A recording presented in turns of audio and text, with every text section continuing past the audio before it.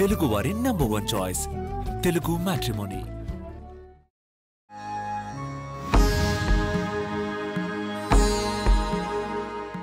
Hello sir. Hello అండి. Sir, మన education సిస్టంలో జనరల్గా ఒక మనిషి బతకడానికి మన సనాతన ధర్మం ఏం చెప్పిందో, అంటే ఇక్కడ కులాలని మతాలని అతీతంగా తీసుకుంటే ఒక మనిషి మనుగడకి ఇంపార్టెంట్ అయినవి నిజంగా ఎంతవరకు నేర్పిస్తుంది అన్నది ఒకసారి ఆలోచిస్తే మీ ఒపీనియన్ ఏంటి సార్? చాలా తక్కువ కదా. మనిషి బ్రతకడానికి ఉద్యోగం రావడం, డబ్బులు సంపాదించుకోవడానికి నేర్పిస్తాం. ఎడ్యుకేషన్ ఇప్పుడంతా కూడా అందుకే లిటరసీ అయిపోయి ఎడ్యుకేషన్ కంటే కూడా ఏదో ఉద్యోగం కోసం నేర్పించేవి అనేటట్టుగా తయారయ్యాయి. ఒకందుకు పోని ఉద్యోగమే కావాలనుకుంటే ఆ ఉద్యోగందే డైరెక్ట్ నేర్పించేస్తే మిగతా అంత మసాలా పాపం పిల్లలకి ఉండదు కదా. స్ట్రెస్ చిన్నప్పటి నుంచి ఒక 10 years 15 years ఇదంతా అవసరం లేదేమో. అండ్ నాకు తెలిసి ఎడ్యుకేషన్ సిస్టంలో మన దగ్గర బాగా మిస్ అవుతున్న అధ్యయనం. అధ్యయనం అంటే ఒకటి తీసుకుని దాన్ని రుబ్బాలి పిల్లలు.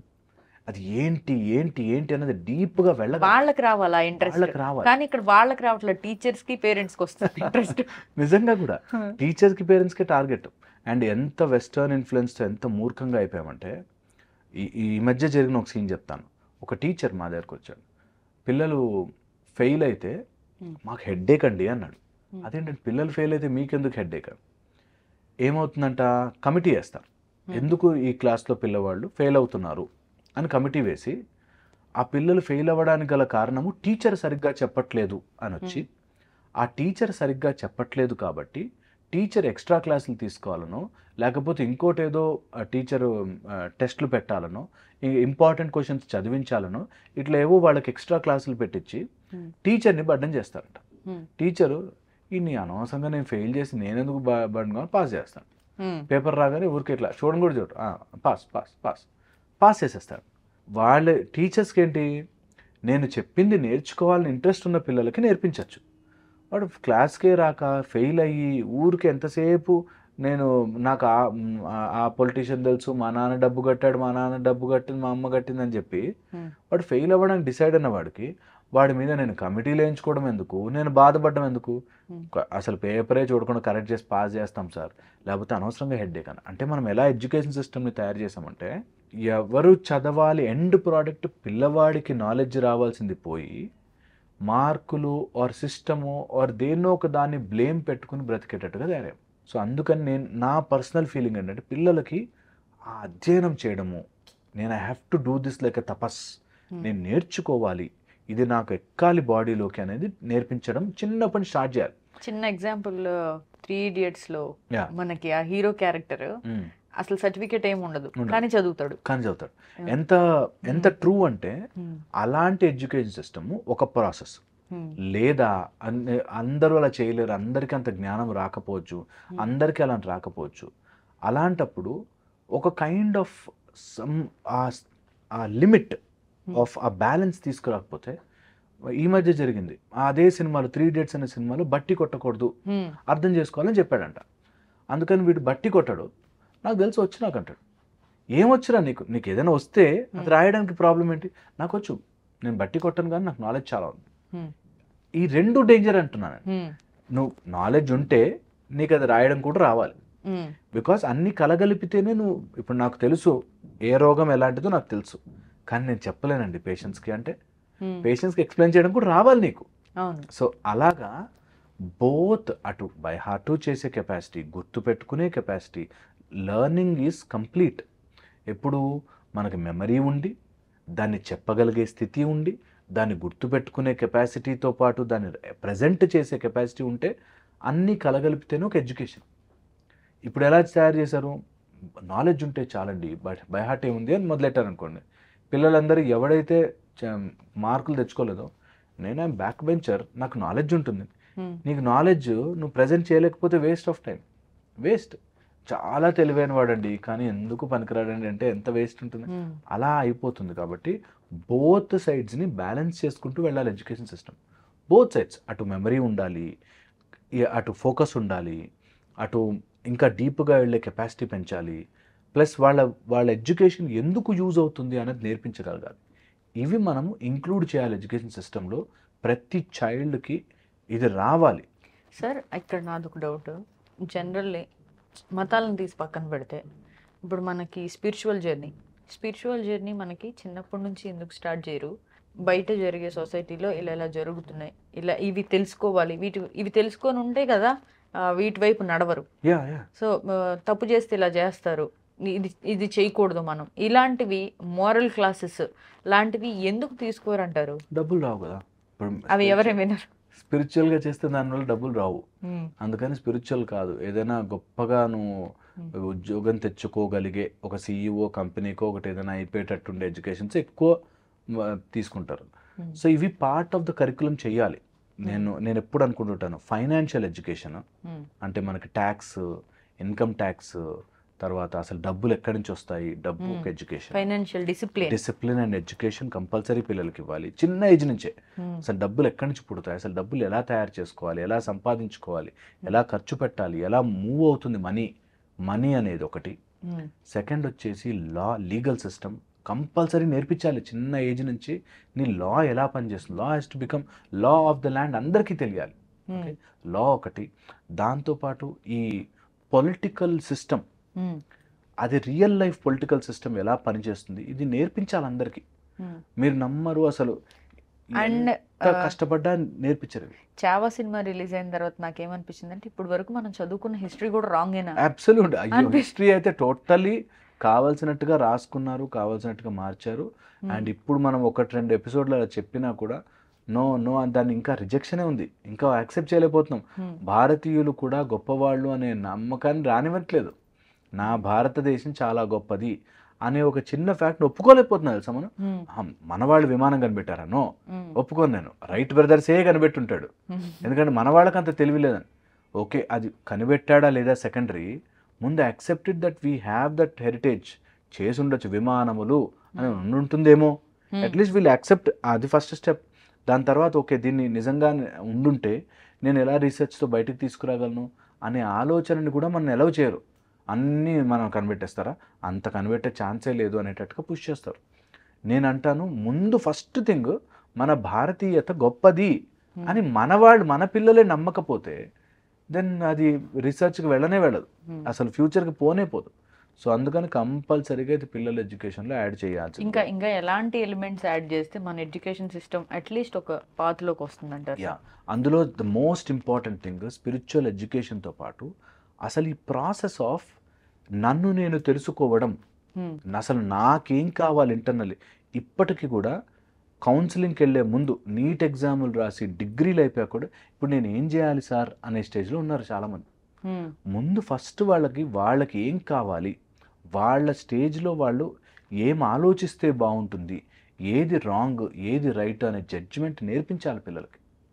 ఇది ఎడ్యుకేషన్ సిస్టంలో ఇది పోయింది, మొత్తం టోటల్గా వ్యానిష్ చేస్తారు. పిల్లలు కూడా ఎలా ఉన్నారంటే సార్, పిల్లలకి నాకు తెలిసిన ఒక అమ్మాయి ఫ్యాషన్ డిజైనింగ్ ఇంట్రెస్ట్ అమ్మాయికి, కానీ వాళ్ళ పేరెంట్స్ నీట్ చదివించాలి, వాళ్ళ దగ్గర డబ్బులు ఉన్నాయి, ఎలా అయినా డాక్టర్ చేసేయాలి.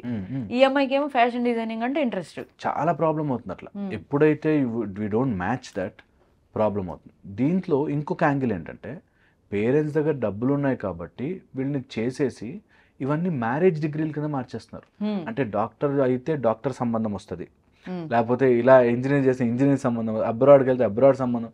ఈ టైప్లో they are looking at education some wrong ఆస్పెక్టే, టోటల్ రాంగ్ సైడ్ నుంచి. అసలు ఇదేంట్రా బాబు ఇలా ఆలోచిస్తున్నారేంటి అనిపిస్తుంది. సో అందుకని ఎడ్యుకేషన్ని ఒక అబ్సల్యూట్ టోటల్ పర్సనాలిటీ డెవలప్మెంట్ లాగా చేయాలి, ఓవరాల్ రౌండ్ డెవలప్మెంట్. దాన్ని మనం పుష్ చేయాలి, కానీ ఒక యాంగిల్లో పెట్టి ఇదే కరెక్టు ఇదే రాంగ్, ఇలాగే ఉండాలి అలాగే ఉండాలని చెప్పి ఈ సినిమాల ఇన్ఫ్లుయెన్స్తో సగం నాలెడ్జ్తో పుష్ చేయకూడదు. నేను ఎప్పుడు చెప్తుంటాను, ఒక 2 years of our life education గట్టిగా చేయాలి. ఏ సాధన అయినా ఒక స్టేజ్ వచ్చాక అన్నీ వదిలిపెట్టి సాధన మీదే ఉండాలి. అలాగే ఇంటర్మీడియట్ నాకు తెలిసి గొప్ప ఏజ్. ఆ ఇంటర్మీడియట్లో బాగా చదవనివ్వాలి. అప్పుడు స్ట్రెస్ ఉండకూడదు, అప్పుడు టెన్షన్ ఉండకూడదు అని అనకూడదు. అప్పుడు మంచిగా చదివే ఆ కెపాసిటీని ఇవ్వాలి. ఆ టైంలో వాళ్ళని అయ్యో పాపం వీళ్ళు ఇలాగవుతారు అలాగవుతారు అని జాలి కాకుండా, వాళ్ళు ఒక మంచి అంటే ఫ్యూచర్లో చాలా గొప్ప డాక్టర్లు గాను, ఇంజనీర్లు గాను, ఒక CA గాను, ఒక టెక్నీషియన్ గాను మారతారు అనే కెపాసిటీలో వాళ్ళు స్ట్రెస్ తీసుకోవడం కూడా నేర్పించాలి. పిల్లలకి స్ట్రెస్ అనేది ఇవ్వాలి ఎడ్యుకేషన్లో. స్ట్రెస్సే లేకుండా బ్రతకాలి అని అనుకోకూడదు. స్ట్రెస్, డిస్ట్రెస్ తప్పు, but stress is very good. పిల్లలకు నేర్పించాలి దట్ స్ట్రెస్ ఉంటుంది, స్ట్రెస్ని ఇలా కోపప్ చేయి, నీకు ప్రాబ్లమ్స్ వస్తాయి, నువ్వు చదవలేకపోవచ్చు, ఒక్కోసారి ఫోకస్ చేయలేకపోవచ్చు. అందుకే సెల్ఫ్ జ్ఞానం ఎందుకు ఇంపార్టెంట్ అంటే మన లేజర్ ఫోకస్ రావడానికి. అసలు మన స్కూల్స్లో కాలేజ్లో ఎలా చదువుకోవాలి, ఎలా చదివింది గుర్తుపెట్టుకోవాలి నేర్పించాం. అసలు ఎలా ఫోకస్ చేయాలి, ఒక చోట ఒక దాని మీద ఫోకస్ కావాలంటే ఎలా ఫోకస్ చేయాలి నేర్పించాం ఎప్పుడు.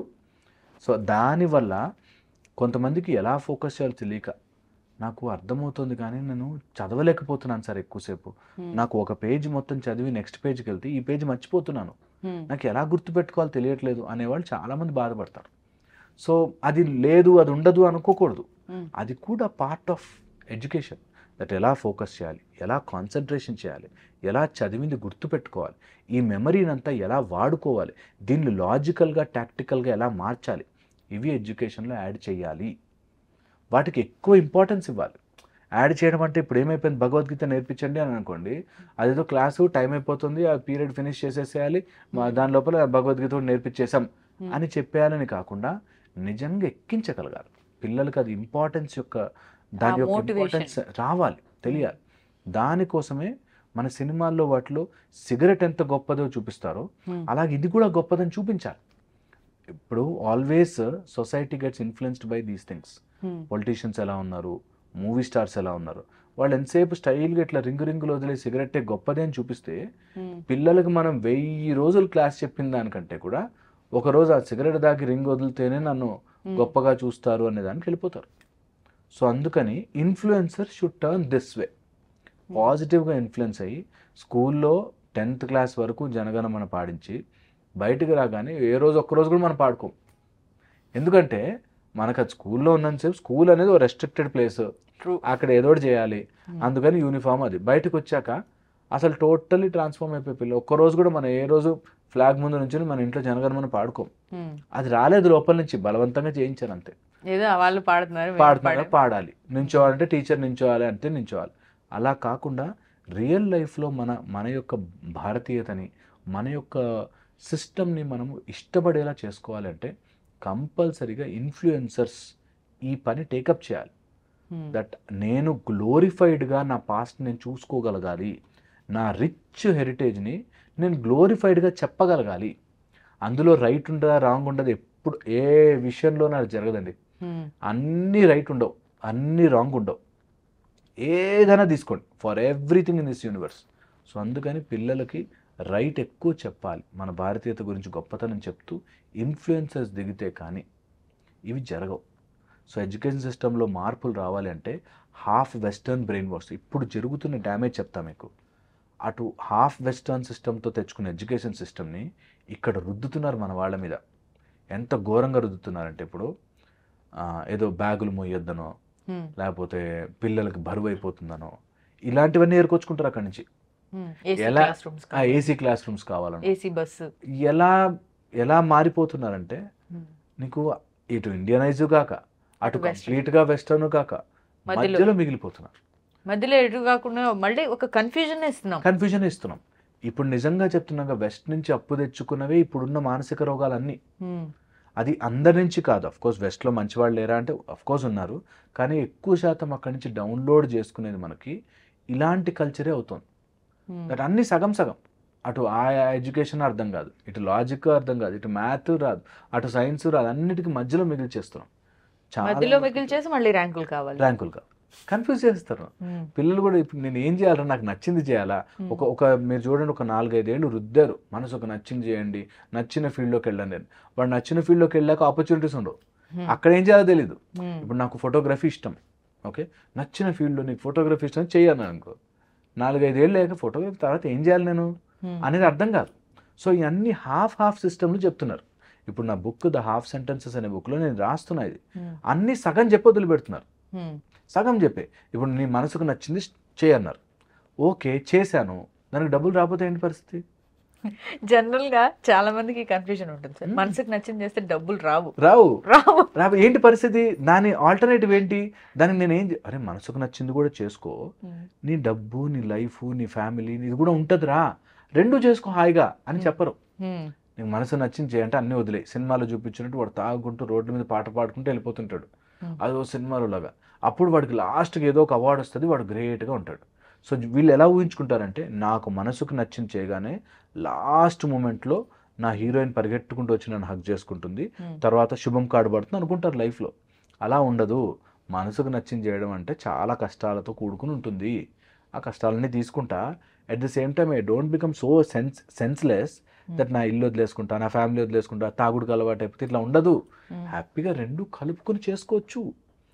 ఆ చిన్న లాజిక్ చెప్పక అక్కడి నుంచి సగం ఎత్తుకొస్తారు. ఫాలో యువర్ ప్యాషన్ అంటారు. నా ప్యాషన్ రోజంతా నిద్రపోవడం, పోగలనా? అట్లా.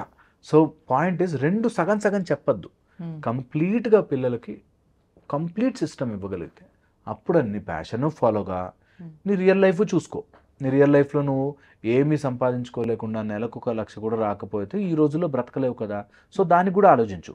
నీకు రెండు మ్యాచ్ అయ్యాయనుకో, వెరీ గుడ్. నీకు అటు డబ్బు వస్తుంది, ఇటు నీ ప్యాషన్ తీరుతుంది, వెరీ గుడ్. సో పోనీ ఎలా డెవలప్ చేసుకోవాలి, ఒక ప్యాషన్ ఎలా డెవలప్ చేసుకోవాలి చెప్పరు పిల్లలకి. నీ లైఫ్లో నీకు ఇది ప్యాషన్ నీకు ఎలా తెలుస్తుందిరా? వాళ్ళ ఇంట్రెస్ట్ ఏంటి, దాన్ని వాళ్ళు తెలుసుకునే అవకాశం కూడా కల్పించారు. నిజంగా ఇంట్రెస్ట్ ఒక దాంట్లో ఉంటే అందులో what is plus, what is minus అని బేరీజ్ వేసుకునే తెలివి ఇవ్వాలి పిల్లలకి. దట్ నాకు ఒకటి ఇంట్రెస్ట్ ఉంటుంది, నాకు ఇట్లా కత్తి తీసి అందరిలో ఇష్టం ఉందనుకో, అది ఇష్టం ఉన్నా చేయలేమురా, అది కొన్ని రెస్ట్రిక్షన్స్ ఉంటాయి అనేవి మనం పిల్లలకి చెప్పాలి. Even though you like it, you cannot do some things. Even though you don't like it, కొన్ని థింగ్స్ చేయాలి. నాకు నచ్చకపోయినా మా నాన్నతో నేను గొడవ పెట్టుకోలేను, హీఈస్ మై ఫాదర్. నాకు నచ్చకపోయినా మా టీచర్తో నేను అనవసరంగా ఆర్గ్యుమెంట్లోకి దిగి గొడవ చేయను.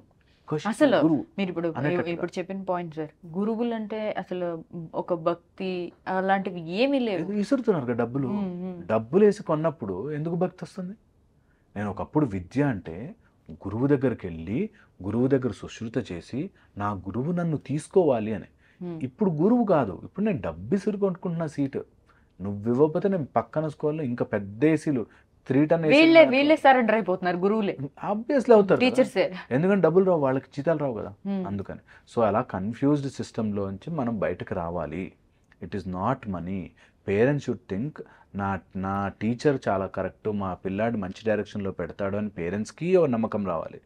టీచర్స్కి కూడా, అరే నా దగ్గర చదువుకుంటున్న పిల్లవాడు మంచి అన్ని రకాలుగాను, అటు ఫిజికల్గా, మెంటల్గా, సైకలాజికల్గా, జాబ్ వైజ్, డబ్బు వైజ్ అన్నిట్లో సెటిల్ కావాలి రావాడు అనే ఆలోచనతో పేరెంట్స్ ఉండాలి, టీచర్స్ ఉండాలి. అప్పుడే సెట్ అవుతుంది.